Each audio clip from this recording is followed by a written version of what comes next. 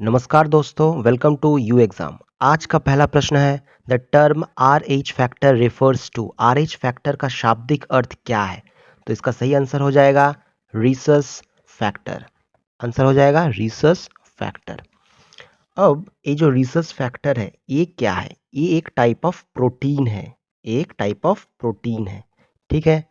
तो हम इससे जान सकते हैं कि ये जिसका ब्लड ग्रुप है वो आर एच पॉजिटिव है या आर एच नेगेटिव है, ठीक है।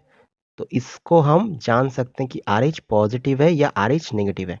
यहाँ पे याद रखना की बात है कि आर एच जो ब्लड ग्रुप सिस्टम है वो 1940 में कार्ल लैंडस्टीनर एंड वीनर के द्वारा यहाँ पर दिया गया था। और नेक्स्ट आता है, इसका आंसर हो जाएगा रीसस फैक्टर, ठीक है। तो नेक्स्ट आता है रिमेटॉइड फैक्टर। तो रिमेटॉइड फैक्टर ये क्या है? एक इम्यून सिस्टम प्रोटीन है जो कि स्वस्थ कोशिकाएं हैं वहां पे वो अटैक करता है। एज फॉर एग्जांपल अगर बात करें तो आर्थराइटिस जो होता है उसमें रिमेटॉइड फैक्टर का कंसंट्रेशन बहुत ही हाई होता है। तो यहाँ पे इसका आंसर आ जाएगा रीसस फैक्टर, ठीक है। नेक्स्ट क्वेश्चन में आते हैं। The red colour of human blood is due to. मानव रक्त का लाल रंग का होना, ठीक है, ये किसके लिए हो रहा है? तो ये किसके लिए हो रहा है, इसका सही आंसर क्या हो जाएगा? इसका सही आंसर हो जाएगा haemoglobin, option number C, haemoglobin.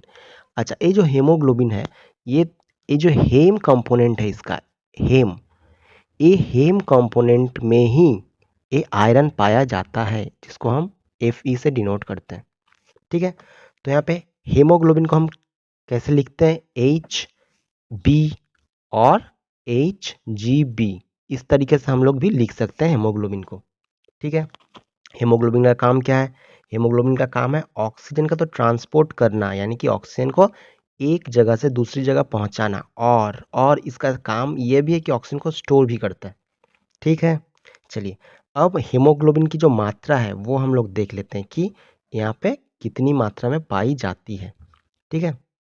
तो देखिए, यहाँ पे हीमोग्लोबिन जो है वो जो मानव है, मैन मैन तो मैन में नॉर्मली पाया जाता है 13.5 से लेकर 17.5 ग्राम पर डेसीलीटर, ठीक है।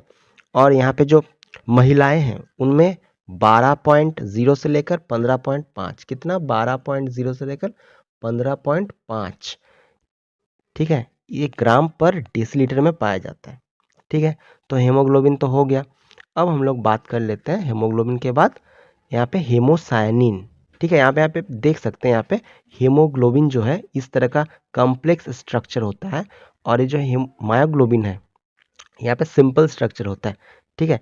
तो हम लोग बात कर लेते हैं, चलिए मायोग्लोबिन का ही बात कर लेते हैं। तो ये मायोग्लोबिन क्या है, ठीक है। तो मायोग्लोबिन एक प्रोटीन है, ठीक है। ये जो प्रोटीन है ये protein muscle cells of animals में पाया जाता है। बेसिकली ये मसल सेल्स ऑफ एनिमल्स में पाया जाता है, और इसका फंक्शन क्या है? इसका फंक्शन है सिर्फ और सिर्फ ऑक्सीजन को स्टोर करना, ठीक है, ऑक्सीजन को स्टोर करना, ठीक है। ये जो सी एनिमल्स है, जो समुद्री जानवर है, इसमें भरपूर मात्रा में मायोग्लोबिन प्रेजेंट रहता है, ठीक है। अच्छा, चलिए उसके बाद हम लोग बात कर लेते हैं हेमोसायनिन। हेमोसायनिन क्या है? हेमोसायनिन को हम लोग ब्लू ब्लड भी कहते हैं, ठीक है। हेमोसायनिन को हम लोग ब्लू ब्लड भी कहते हैं, एक टाइप का प्रोटीन है, और इसमें कॉपर पाया जाता है। इसमें कॉपर जो एलिमेंट है वो पाया जाता है, ठीक है। कॉपर, इसका काम भी है ऑक्सीजन को ट्रांसपोर्ट करना, ठीक है। और मायोग्लोबिन, मायोग्लोबिन क्या है? ये भी एक प्रोटीन है, मैंने पहले ही बताया है, ठीक है। चलिए नेक्स्ट क्वेश्चन में आते हैं। The red blood cells are produced bye.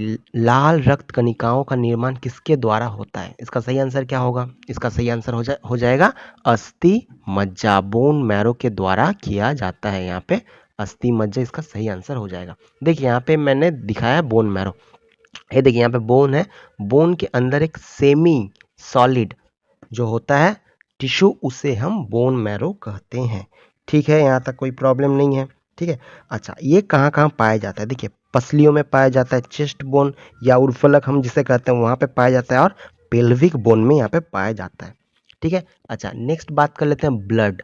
Blood तो नॉर्मल ह्यूमन बींग में जो ब्लड की जो वॉल्यूम होता है वो कितना होता है, 4.5 से लेकर 5.5 लीटर, जनरली यही होता है। ठीक है, तो यहाँ पे ब्लड। अच्छा, लीवर क्या है, लीवर है लार्जेस्ट ग्लैंड, यानी कि सबसे बड़ी ग्रंथि है। और इसे हम रीजनरेशन ग्लैंड भी कहते हैं। ठीक है, नेक्स्ट क्वेश्चन पे हम लोग चले आते हैं। चलिए नेक्स्ट क्वेश्चन क्या है देख लेते हैं।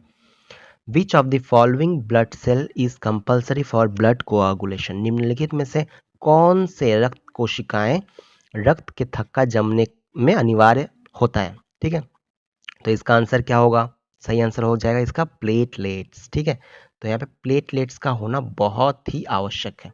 एक्चुअली ब्लड जब जमता है तब क्या होता है, तब होता है जो प्रोथ्रोम्बिन है वो थ्रोम्बिन में कन्वर्ट पहले होता है, और ये जो थ्रोम्बिन है वो कैटलाइज करता है किसे, फाइब्रिनोजेन को फाइब्रिन में। ठीक है, किसे कैटलाइज करता है, फाइब्रिनोजेन। ठीक है, किसे कैटलाइज करता है, फाइब्रिनोजेन